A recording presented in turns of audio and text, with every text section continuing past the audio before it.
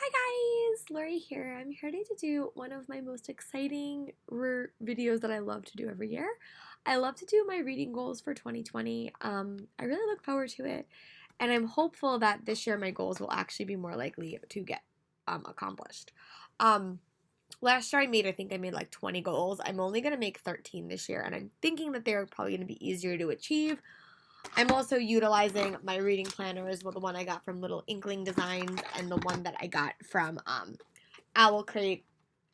This one I think is going to be more of my like personal planner, and this one I think is going to be more of my reading planner, but they both have reading elements to them, and I'm really excited to be utilizing them.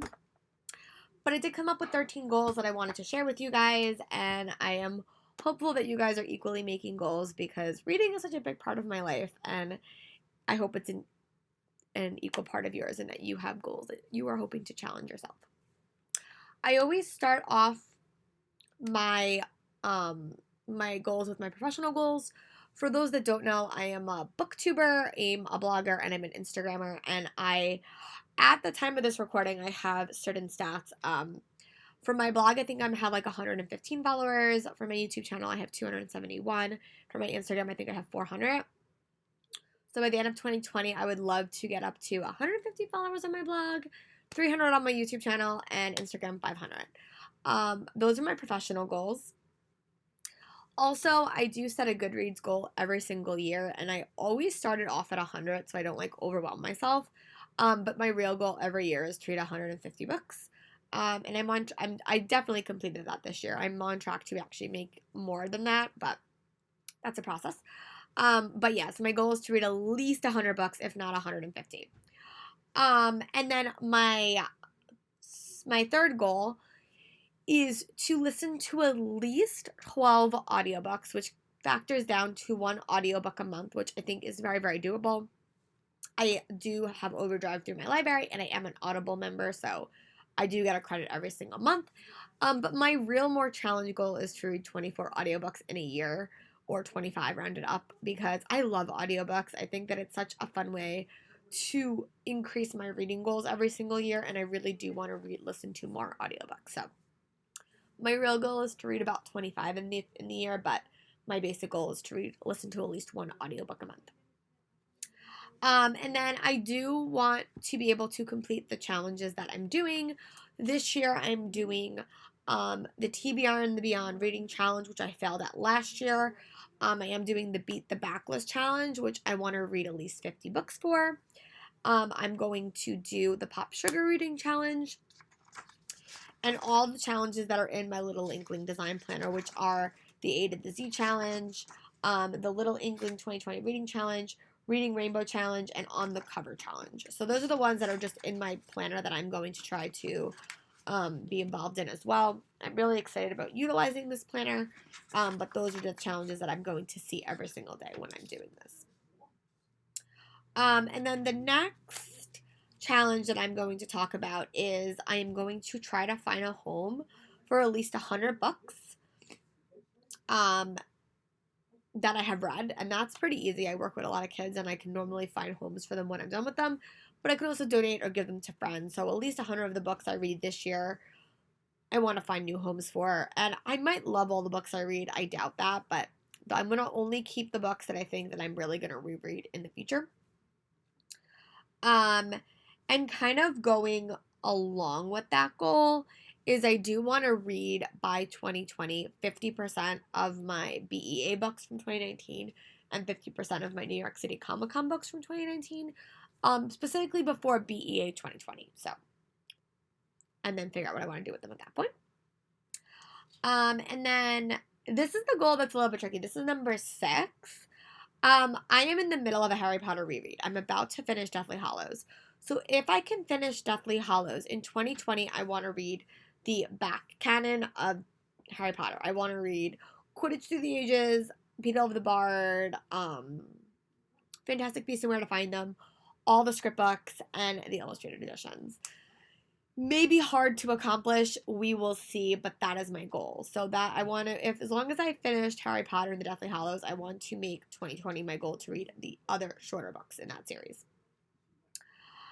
My goal number 8 is to read all my 2020 book list that I'm going to make using my little Inkling design planner. Some of them is my top 10 reads, which is the biggest one, which I always fail at. Um, the top 10 backlist books that I want to read, the top 10 2020 reads that I want to read, the books I want to reread, the series I want to start, and the series I want to complete. So, and I want to remember to check in on those lists at least 2 times in the year. So I want to check in March, I want to check in June, I want to check in October, and I want to check in December. And to see how those lists are accomplishing, which I have not done in the past years. I've always just checked in at the end of the year. So I want to actually make a valid attempt to check in on them more throughout the year and make sure that I'm keeping up to date on these goals. And then the next goal that I am going to chat about is this is one that I did try to do last year. I said that I wanted to read more diversely, and I want to read at least 3 different genres every single month. May that be young adult, may that be middle grade. Those are like general, but I want to read like fantasy, sci-fi, at least 3 different genres every single month. So I know that I'm really working on diversifying my reading habits and keeping up with that goal, so that I don't become stagnant and just read fantasy, which has happened in the past. I actually was much better in 2019, but in 1 year I think I read all fantasy. So I want to diversify my reading habits and read at least 3 different genres every single month. I'm gonna try this as a new goal. I want to focus on 2 authors every single year.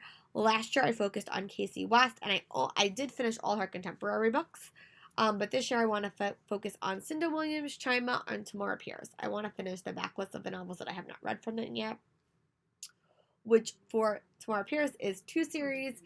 Which for Tamora Pierce is 1 series, and for Tamora Pierce it's 2 series. So they're on my list as well.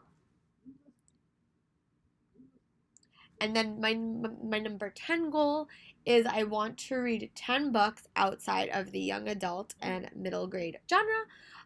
That can mean they're nonfiction or they're romance, but I want to read 10 books outside of those genres.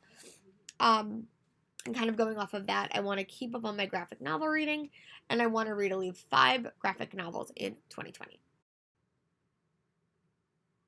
My 11th goal is that I want to be less stressed about finishing books at the end of the month, but also at the end of the week. I do reading vlogs pretty much every week, and I always get super stressed when I'm reading at the end of a week, or at the end of a month, and I have to carry my books over.